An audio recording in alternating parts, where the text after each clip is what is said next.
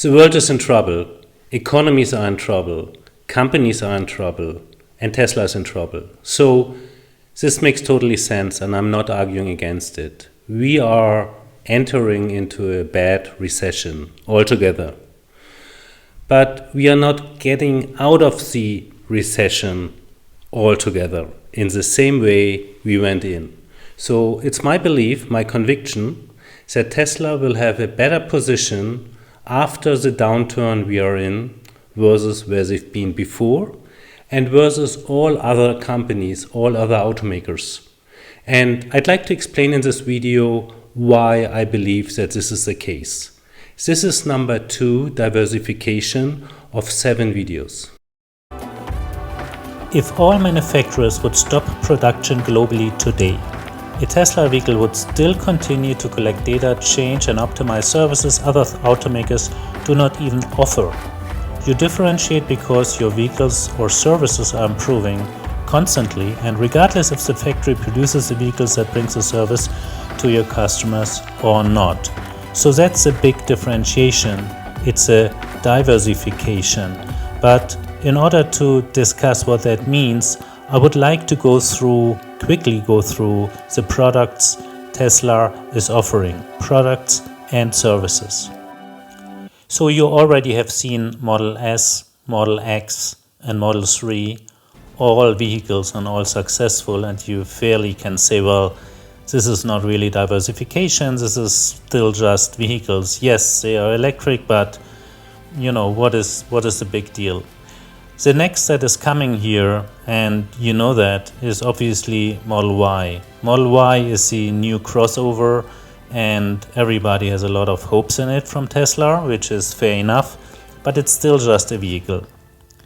If you look further into the future, we're gonna have the Cybertruck. So the Cybertruck is different from the technology, but again, it's a science fiction vehicle, but still it's just a vehicle. If you look further into the future, you're gonna have the Semi, which is a truck, but it's a heavy truck, but it's still a truck. So fair enough, you can still say this is not diversifying, this is just another car, another vehicle. Then we have the Roadster 2, which is a sports car, clearly next level, but yeah, just a sports car and not really diversifying that much. It's going to be a small amount of customers anyway. So one area that differentiates Tesla is clearly over-the-air updates. So if you look into what Tesla is doing here, you have the situation that every vehicle is improving all the time, which is a differentiation. So this makes really Tesla a technology company with all its pros. So you're gonna have a car that is improving over time, which is something right now nobody else is really offering. So that I would really call a differentiation.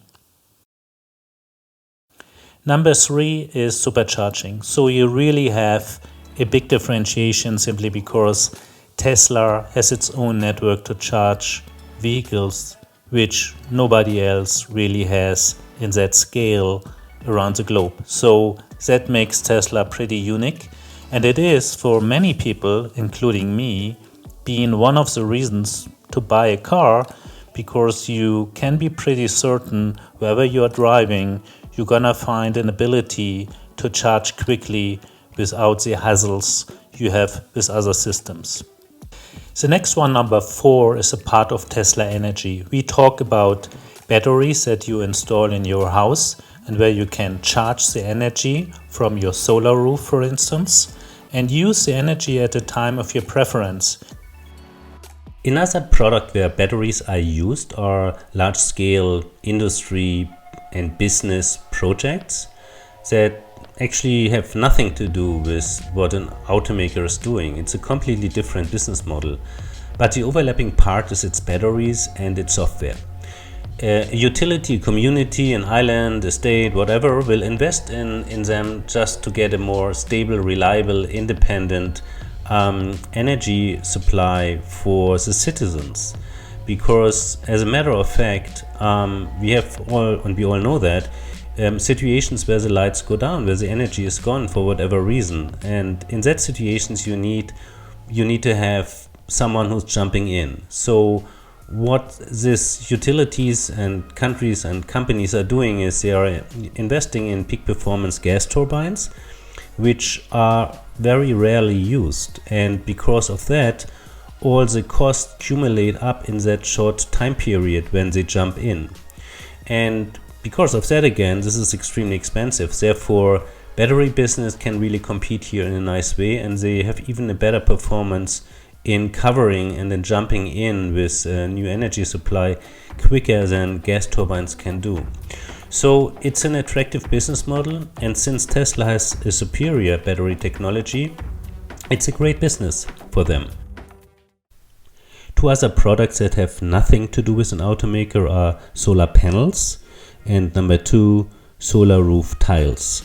Both products have nothing to do with an automaker, but they make a lot of sense for Tesla as a technology company. At the end of the day, you have the full circle. You have batteries. Let's start at the beginning. You have the solar roof where energy is produced with help from the sun. You have batteries where you can charge that energy for the right moment of usage. And then you have, for instance, all your devices and your car and maybe other appliances that you are using to consume the energy. So this is kind of the full circle, and you really can feel independent by having it, because whatever happens in terms of lights go out, you just don't care. You can continue living your life. Actually, it's really funny because if downtime is happening, you see just a few houses still with light and working, and these are often houses who have house batteries. Every vehicle has an entertainment system, right? So that is not differentiation or diversification. But in what car can you play games, sing karaoke, make fun with fart mode, or watch a Netflix video in a fantastic quality? Usually I would not call that much a differentiator, to be honest, but there was a moment in time where I found myself in the car at 2 a.m. watching a movie with a friend right beside my house with a cool beer in my hand. If you try to fight this, it will cost you a lot more. And that was really the moment where I realized this is just not an ordinary entertainment system, this is different. So that was like in a cinema. It's quite odd, isn't it? And maybe a little bit nerdy, but the quality was just amazing. And with a good cool beer, I felt like, king in a cinema. And doing this right at my house, I realized that this is different, that this is something I've never had seen before. So think about it. How many people did ask you when they did a test drive about the entertainment system and the quality of the movies you are watching? Nobody, right? And if I think about the test drives I did with my Tesla, everybody was asking about that. So usually you're sticking in a parking lot and they're asking a ton of questions, which is fine because it makes a lot of fun to answer them and to show what the car can do. And this is for some people really key. Actually, a best friend of mine, Big Buddy, he was really saying, number one criteria for me, simply because I drive a lot, is the entertainment system. And obviously he was convinced. Seriously, do I really have to name Tesla as someone who differentiates in autonomous and full self-driving? This is a joke. Tesla is just way ahead from everybody. And everybody is mainly Waymo and Cruise. There are a couple of other systems in the world that are helping a little bit with cruise control and keeping the distance and the speed, but that's it kind of. We are talking here about a system that has the opportunity to be able to manage roads almost everywhere in the world with mainly the use of vision, which is a huge differentiator. And all vehicles, more than 1 million vehicles today on our roads, have the hardware baked in already. And if not, Tesla is giving upgrades in terms of hardware free of charge if you bought the service like I did. So what I have here in front of my house is a vehicle that has a promise included. It's a promise that once the software is ready to go, I'm going to have the opportunity to have a full self-driving vehicle that I can use, for instance, for ride-hailing or as a robotaxi to create passive income. This is awesome. I mean, I can over time offset the cost, probably, or a portion of that I had when I bought the car. So if there is any kind of a word for differentiation, then this is really Tesla in terms of autonomous driving and robotaxis. Diversification also means the option to change course. Right now, Tesla has a variety of products and services that are different, and I hope I could show this a little bit. But there are also products and services Tesla could enable, they could activate them if they would need this. And right now, I doubt that they do, but it's an ongoing discussion. Therefore, I want to talk about licensing, like the battery technology or the drivetrain technology, simply because, mainly all BEVs out there in the market are lagging behind by, let's say, 20 to 50% in terms of efficiency, which is really bad for the range of cars, but also for the behavior in terms of charging and a ton of other things. This is partly the battery, this is partly the drivetrain, but this is a lot more than that, which a lot of people don't recognize. However, if Tesla would say, hey, we have enough battery supply and we can supply this to other automakers for them to build better electric vehicles to support the mission we are in, that would be awesome, and Tesla could make a lot of money with it. Right now, I doubt this is going to happen simply because Tesla is still and kind of constantly supply constrained. So they need everything they produce for their own vehicles. And the crisis we are in doesn't make this better, but this is not the point. The point is Tesla has the option. So they could make money with it if for whatever reason they feel like it would be or it would make business sense.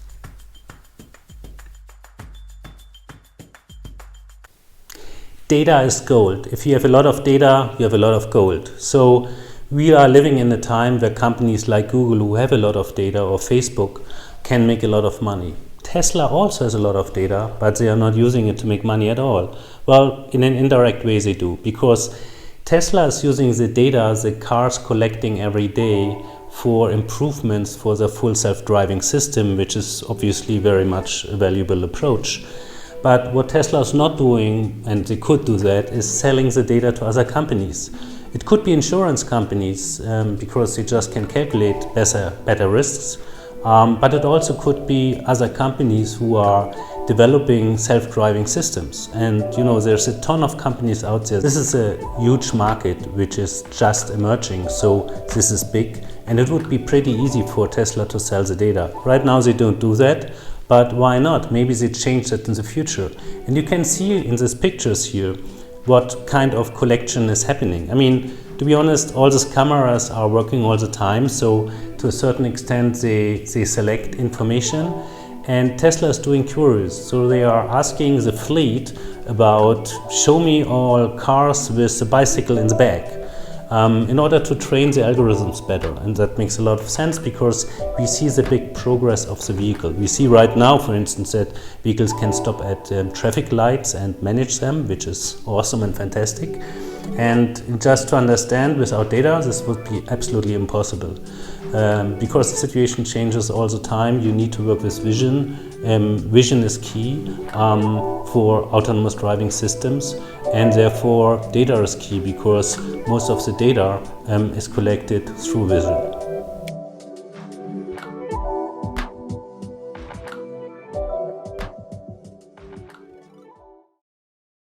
Admittedly, this was not quick, and there are even more products and services, and I just want to touch very quickly on 5 of those.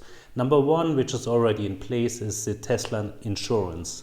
So you get a better deal from Tesla versus other auto insurance companies. And the reason why is very simple. Tesla has the data to calculate the risks better. And if you can calculate the risks better, you can make a better deal and you get the customers. So that is a no-brainer. Hopefully this is coming to Europe very soon, because that would save me a lot of money for sure.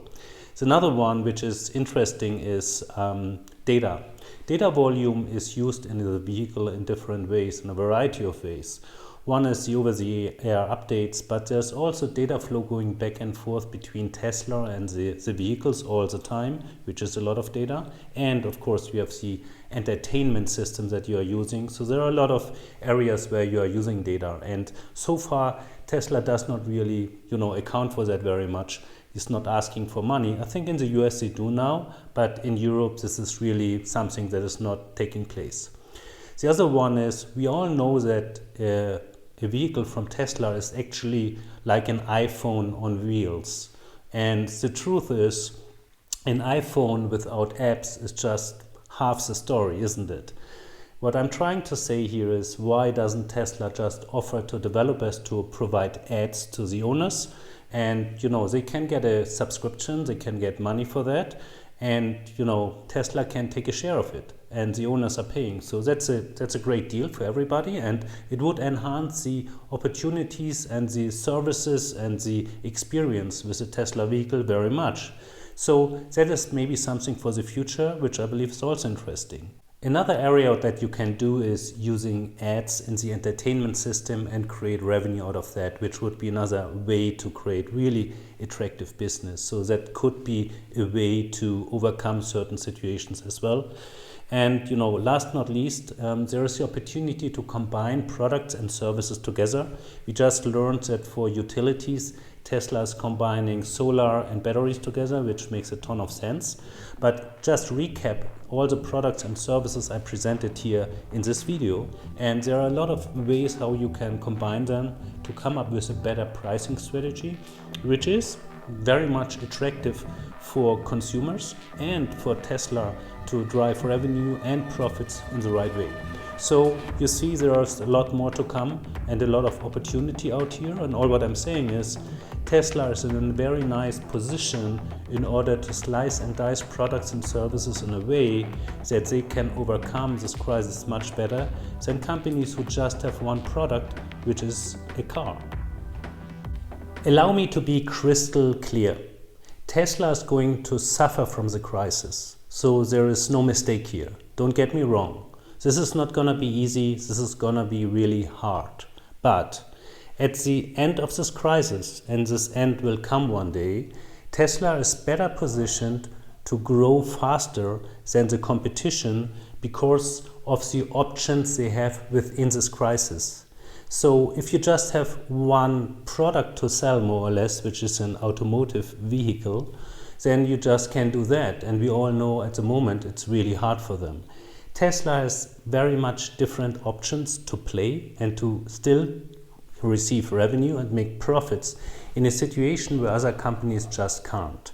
So for that reason, I believe Tesla has a really strong opportunity here, once the crisis is coming to an end, to add additional market share, to get strengthened out of the situation we are in. That's my strong conviction and my belief, and I hope this video helped a little bit to make it clear.